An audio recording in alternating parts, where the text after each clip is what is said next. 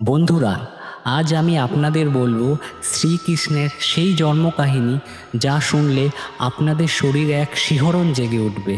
তো চলুন শুরু করা যাক। এক অন্ধকার কারাগারে বজ্রপাত শব্দের মাঝে সব শিকল আর দরজা নিজেই খুলে গেল। জন্ম নিল সেই শক্তি যে শেষ করবে অন্যায়কে, এবং পৃথিবী পেল এক অলৌকিক শিশুকে যার নাম ভগবান শ্রীকৃষ্ণ।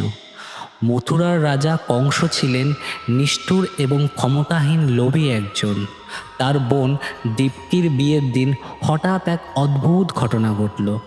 যখন বাসুদেব ও দেবকী রথে করে যাচ্ছিলেন, তখন আকাশ থেকে ভেসে এলো এক গম্ভীর শব্দ, কংস, তোর মৃত্যুর কারণ হবে দেবকীর অষ্টম সন্তান। এই ভবিষ্যৎবাণী শুনে কংসর মুখ ক্রোধে বিকৃত হয়ে গেল। রথ থামিয়ে সে হাতে তলোয়ার নিয়ে দাঁড়ালো এবং চিৎকার করে বলল, দেবকী, তোর সন্তান হবে আমার মৃত্যুর কারণ। যদি তাই হয়, আজই হত্যা করব তোদের দুজনকে। তখন বাসুদেব হাত জোড় করে অনুরোধ করল কংসকে, মহারাজ, আমার জীবন নাও, কিন্তু আমার স্ত্রীকে বাঁচিয়ে দাও। কংস কিছুক্ষণ ভাবল এবং বলল, ঠিক আছে, আমি তোদের মারব না, কিন্তু তোমরা আমার কারাগারে থাকবে যতদিন না তোমাদের অষ্টম সন্তান জন্মায়। অন্ধকার কারাগারে দিন কেটে যাচ্ছিল এক অসীম যন্ত্রণা নিয়ে। একের পর এক দেবকীর গর্ভে 6টি সন্তান জন্ম নিল। প্রতিটি সন্তান জন্মের পর কংস নিজে হাতে হত্যা করল। দেবকী তার বুকের মধ্যে সন্তানদের জড়িয়ে কাঁদতে লাগলেন, কিন্তু কংসের নিষ্ঠুরতা থামল না। অবশেষে এলো সেই রাত যার জন্য সব অপেক্ষা। কারাগারের চারিপাশে প্রবল ঝড়, আকাশে বজ্রপাত, যেন প্রকৃতি নিজেই জানে কি ঘটতে যাচ্ছে। ঠিক সেই মুহূর্তে দেবকীর কোলে জন্ম নিলেন শ্রীকৃষ্ণ।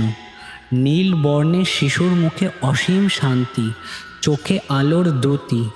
দেবকী আর বাসুদেব আনন্দে কাঁদলেন, কিন্তু মনে ছিল ভয়।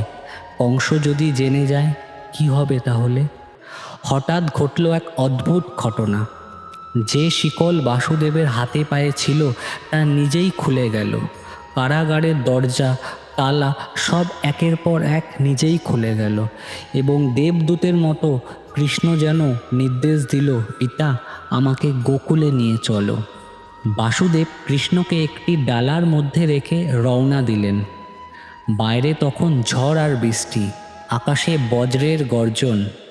যখন বাসুদেব যমুনার কাছে পৌঁছলেন, তখন নদীর জল উত্তাল, কিন্তু শ্রীকৃষ্ণের পা ছুতেই যমুনা স্রোত শান্ত হয়ে গেল।